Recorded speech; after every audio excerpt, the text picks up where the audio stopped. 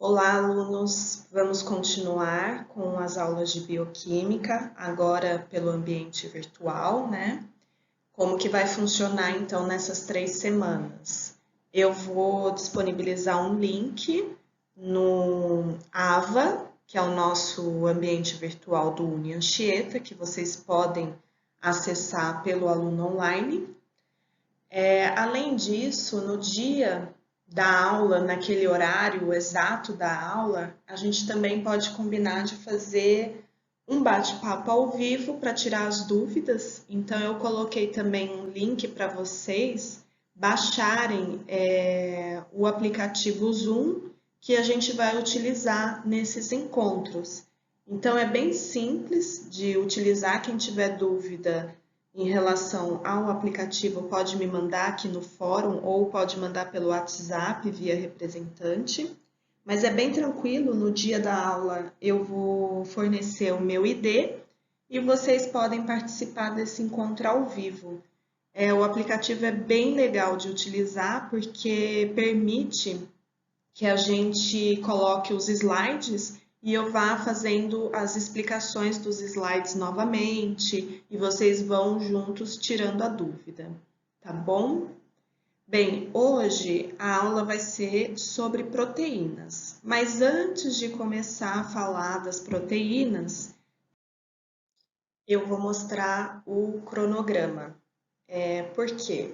Eu fiz algumas mudanças no cronograma.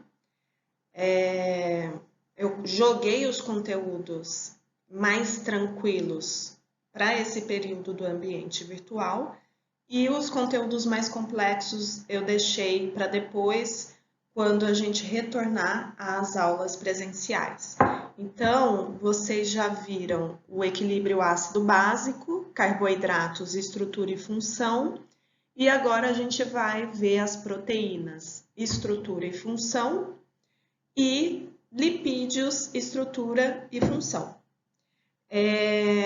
Depois, pessoal, a gente vai estudar o metabolismo de cada um desses macronutrientes. Mas por agora a gente vai ficar mais discutindo a estrutura química e as propriedades de cada macronutriente. Antes de começar com as proteínas, eu só queria fazer uma revisão do que a gente aprendeu em relação aos carboidratos. Então, lembrando que os principais carboidratos constituídos apenas por uma molécula é a glicose, frutose e galactose. Lembrando que esses carboidratos têm 6 carbonos, são hexoses. Então, só lembrando que eu posso classificar essas hexoses em aldose e cetose. Então, aldose, por exemplo, a glicose é uma hexose que tem um aldeído, então é uma aldose. O que é o aldeído? Então, lembrando, é esse carbono ligado, faz uma dupla ligação com o oxigênio e uma ligação simples com o hidrogênio. Já a cetona, que está presente na frutose, tem aí um carbono, dupla ligação com o oxigênio. Não tem o grupo aldeído, e sim uma cetona. Por isso, a frutose ela é classificada como uma cetose.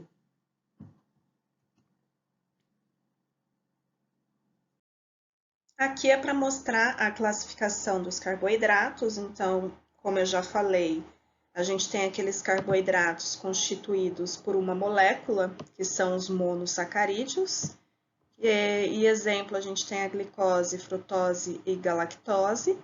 A gente tem os carboidratos constituídos por duas moléculas, que são os disacarídeos. Exemplo, sacarose, lactose e maltose. E a gente tem os carboidratos constituídos por muitas moléculas. Exemplo, o amido e o glicogênio.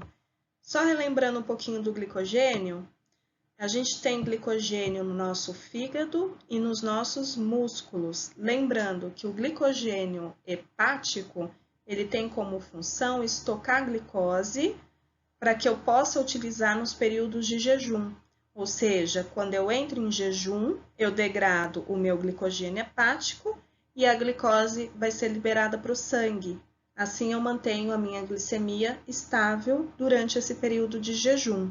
Já o glicogênio muscular tem como função reserva energética para contração muscular.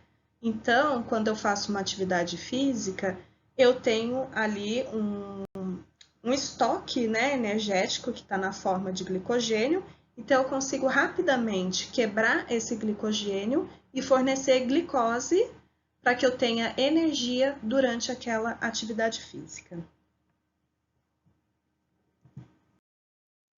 Aqui é só para a gente relembrar a constituição dos nossos principais disacarídeos. Maltose, constituída por glicose e glicose, né? São duas moléculas de glicose, e a gente encontra maltose principalmente nos cereais. Sacarose é um disacarídeo constituído por glicose e frutose, é o açúcar que a gente tem de mesa. Então, esse açúcar é muito presente na cana-de-açúcar, por exemplo. Cana-de-açúcar, eu consigo também extrair esse disacarídeo da beterraba. Então, a gente já viu açúcares da beterraba. Então, a sacarose está muito presente aí na cana-de-açúcar, beterraba, entre outros alimentos. E, por fim, a lactose. A lactose é um disacarídeo constituído por uma molécula de glicose e uma molécula de galactose. É o açúcar do leite. Então, a lactose vai estar presente nos leites e derivados. Agora que a gente já deu uma revisada em carboidratos, a gente vai começar a ver então a estrutura química das proteínas. As proteínas são macromoléculas compostas por unidades de aminoácidos. Ou seja, uma proteína ela pode conter centenas de aminoácidos. Então, vamos supor aqui que cada bolinha dessa é um aminoácido, ou seja, a proteína vai ter várias moléculas de aminoácidos ligadas. Então, quando eu vou ingerir uma proteína, o meu trato digestivo precisa quebrar essa proteína para que eu absorva esses aminoácidos. O que são os aminoácidos? Os aminoácidos são compostos químicos que têm na sua constituição o grupo amino, por isso que chama aminoácido. Então, o grupo amino nada mais é do que esse grupo aqui, nitrogênio com hidrogênio. Isso é o grupo amino. Todos os aminoácidos vão ter na sua estrutura química o grupo amino. Então, se eu bater o olho numa estrutura química e verificar a presença desse grupo amino, eu já consigo diferenciar, por exemplo, de uma glicose. A glicose não tem grupo amino. A glicose tem o grupo aldeído. Além do grupo amino, o aminoácido também vai ter na sua estrutura um ácido, por isso que tem esse nome, aminoácido. Esse ácido é o ácido carboxílico, que nada mais é do que um carbono ligado por dupla ligação com o oxigênio e uma ligação simples com o OH. OH a gente chama de hidroxila, ou seja, todos os aminoácidos contêm na sua estrutura química um grupo amino e um ácido carboxílico. Ok, mas o que é esse R que está aqui? Esse R, pessoal, é uma maneira simplificada da gente dizer que ali pode conter vários carbonos, 2 ou 3 carbonos, e que isso pode variar de aminoácido para aminoácido. A gente chama esse R de cadeia lateral. Essa cadeia lateral é que vai diferenciar um aminoácido do outro. A gente tem aí 20 tipos diferentes de aminoácidos. Então, seria inviável a gente decorar a estrutura química de todos os aminoácidos. Por isso que a gente simplifica colocando a letra R aqui. Então, uma maneira simplificada da gente representar um aminoácido é a gente colocar o carbono, né, o carbono central aqui, ligado ao grupo amino, que vai estar em todos os aminoácidos, e ao ácido carboxílico. E o R dizendo que ali eu posso ter um monte de carbono, 1 ou 2 ou 3, vai variar de aminoácido para aminoácido. Então, é uma maneira simplificada da gente representar todos os aminoácidos. Nesse slide é só para mostrar como que um aminoácido se liga ao outro, tá? Então, eu posso ter proteínas pequenas, que eu posso chamar de peptídeos, que são proteínas pequenas que têm de 2 a 5 aminoácidos ligados, e as proteínas, que seriam moléculas maiores, têm mais de 50 aminoácidos. Então, como que esses aminoácidos se ligam? Então, eles vão ligar por meio de uma ligação que a gente chama de ligação peptídica. Então, aqui só mostrando a reação. Aqui eu tenho o ácido carboxílico de um aminoácido e aqui o grupo amino do outro. Esse grupo amino, os hidrogênios, um hidrogênio vai se ligar a essa hidroxila do ácido carboxílico. E quando eu tenho a união de 2 hidrogênios e um oxigênio, a gente tem a liberação de água.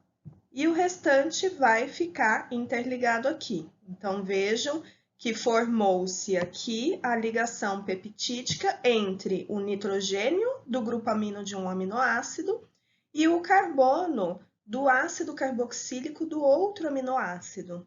Então, aqui forma-se a ligação peptídica que vai unir um aminoácido ao outro.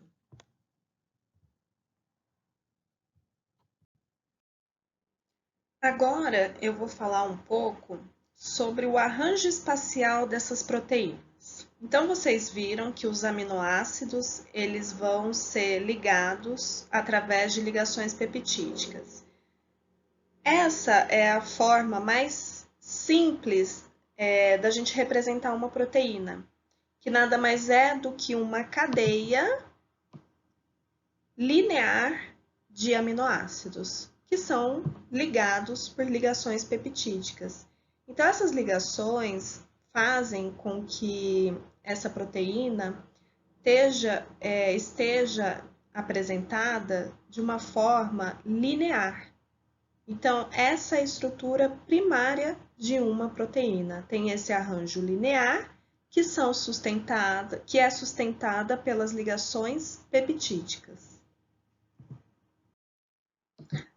Agora aqui eu tenho a estrutura secundária. Então, as proteínas, elas não ficam no nosso organismo daquela forma linear. Elas vão fazer pequenas dobras. O que é isso? Um aminoácido que está mais distante de outro aminoácido podem formar ligações fracas, que a gente vai chamar de pontes de hidrogênio. Então, um aminoácido que está na cadeia aqui pode ter uma atração por outro aminoácido que está lá na frente. Isso faz com que essa cadeia linear forme dobras. E essas dobras são sustentadas por pontes de hidrogênio, porque são atrações que vão ocorrer entre o hidrogênio de um aminoácido com o oxigênio de outro aminoácido. É uma ligação fraca, é apenas uma atração que permite com que essa proteína não fique totalmente linear. Ela fica num formato em espiral. Forma-se uma espécie de hélice. Essa é a estrutura secundária das proteínas. Bem, aqui é só para mostrar essa ponte de hidrogênio. É só para mostrar para vocês que nada mais é do que uma atração do hidrogênio de um determinado aminoácido pelo oxigênio de um outro aminoácido.